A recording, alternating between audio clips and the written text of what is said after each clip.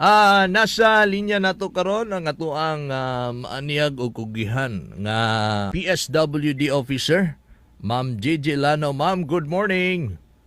Good morning. Live ta ma'am sa Ronda Probinsya sa Charm Radio. Okay, Smart. Okay, ma'am, makibalita lang mi nga nadungog na mo nga karong adlaw nagsugod og pangripak para ipang-apod-apod sa mga katawhan tungod ni ining COVID-19, ma'am. Yes, actually, nag-start namin yung bipak dari sa Coliseum na dali daghan natag mga volunteer. Mm. So, among target nga at least makapack tag 1,000 ka food pack sa isa ka adlaw. So, daghan na nag-tugod Okay. kami. 1,000 ka food pack sa isa ka adlaw. Okay, ma'am. So, atong target, mga Yes, ma'am. daghan kayo atong ipa-volunteer. Okay. So kinsa ning mga ahensyaha, kinsa mga kauban sa PSWD o kinsa ning mga volunteers nato o na ma'am para mahibal-an nato kinsa ning mga nang repack? Okay. Naadari ang staff, of course, sa PSWD o Full Force Me. Full force. Taga-population office, Okay. na ay taga-upag, Mm. sa Parks and Plaza, mga kauban ni Risa, ug ang staff sa Peso, sa Mm-mm. Paso, kay Dodong Milana. So, na ay mga volunteers. Napod, gipadala si Mamalo sa ST. Okay. Ma'am, gikan man ni sa to ang calamity fund. Asa na to ni gipalit kining ato ang mga bugas ug uban pa? Naamantay mga MOA sa mga supplier in case of na ay mga calamities, maka-purchase sa emergency. So, ang atong bugas, gikan siya sa NFA, ang atong dilata sa isa ka supplier. So, actually, karon pa nag-abot ang mga supplies ng mga dilata. So, sa PDRMO di siya gi-course through. Mm. So, mo nang karon nagisugdan na to og pag-repack kay na may ubay-ubay nga naabot na mga supplies. So, gikan sa atong mga supplier. Ang bugas, murag 1,500 siya ka bag. Ang dilata, di pa ko sure kung pila kay gamay pa man ang nahatod. Okay. Ma'am, unsay sulod sa Gikan usa siya sa fund sa calamity nga gi-allocate sa ato ang provincial government. Of course, pinaagi sa ato ang Vice Governor, Mr. Mark sa ST. Mao na ni gawas gyud ang fund sa ato ang probinsya para i-purchase sa ingani nga mga food supplies nga atong ihatag, i-augment na to sa 9 municipalities and 1 city. Okay. Ma'am, unsay sulod anang ato ang food packs nga madawat sa per family? Same as gihimo sa Davao City. 5 kilos rice, 5 ka sardines o 5 ka diplop. So 10 ka kadilata og 5 kilos nga bugas. Okay. Ma'am, human sa paglipak sa usa ka adlaw nga mo'y target usa ka libo ka food packs, i-distribute ba dayon anang adlaw? Maghulat pa ta sa actually ang proseso magudana dapat maguna ang barangay kay naman sila fund. Mm. And after ana ang LGU, so ika third round na ta nga muhatag. So murag rotation kumbaga. Wala ato preparation lang ning ato ang Oo. makahuman na ang barangay ug ang LGU, ang Oo. probinsya na ang mohatod sa mga barangay mismo. Para tama-tama pod inig hurot sa katong sa gikan sa barangay. At least sunod So, tama-tama hurot. hurot. Nag-prepare ta Oo. in case nga mahuman na sila og distribute, mao na niya ma-augment dito sa mga barangay. Wala pa'y kuan ma'am schedule kung sa unahong nga barangay. Wala Unsa pa nga kaya sa parang Digos nagsugod pa ba? ang barangay og panghatag karon.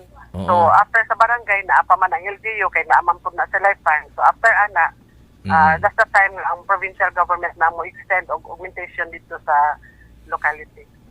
Okay. Oo. Ma'am, ugma pod naapoy magdiripakay na pod ugma straight tuloy-tuloy ni Ma'am J. Tuloy-tuloy na siya. Actually, katong first nga gi-release nga fund, kapunan pa to ni Governor. Kaya nakita na to nga murag dili lang ningon nga isa ka semana, 2 ka semana, it will last pila pa ni kabulan. Tungod sa nakita na to nga increasing sa ato ang mga PUM o PUI. Ma'am J, samtang ato ni gisgutan akong gipahibalo ni karon niya nagsugod niripakay dinha sa Kapitolyo. Nay mga pangutana dinhi nga unta maapil mi ana. Unsa may ilang buhaton ani na? Actually, na siya guidelines nga Oo. gipagawas. Karon gibase nato dito sa guidelines po na gipagawas sa Davao katong kay Mayor. Oo. Kung maupod to ato siyang gi-copy kay makita man dito kung kinsa na to angayan nga mudawat sa ingani nga hinabang. Mhm. Katong na ay mga kaya-kayangan, na ay mga trabaho nga maka-afford pa, nga makasupport sa ilahang basic nga panginahanglan sa adlaw-adlaw. Ato na lang sang i-giveaway. Hatag na to sa katong nagkinahanglan nagyud. Okay. So, So, nasa unahon gyud guidelines, tong. dili tanan makadawat. Opo. Kay tungod unahon gyud tong mas labing nang O inahanglan. katong mga affected yun nga Oo. nawalan og trabaho, katong mo trabaho nga no work, no pay, kato Oo. sila ang angayan yun nga makadawat ani. Oo, tama. Okay, ug hatagan tanan unya dili pa lang maigo unya wa to natagaan tong luoy kaayo. Sa tutan may Oo. sa barangay level mao na pod na ilang gipasihan nga guidelines. So dili tanan makadawat. So kanang natagaan sa barangay malagmit maon lang pud nay ato ang sundon. Yes, kato na pod Oo. ang ato ang sundon nga listing kay para Listing. dili na magkagubot pa sa barangay level.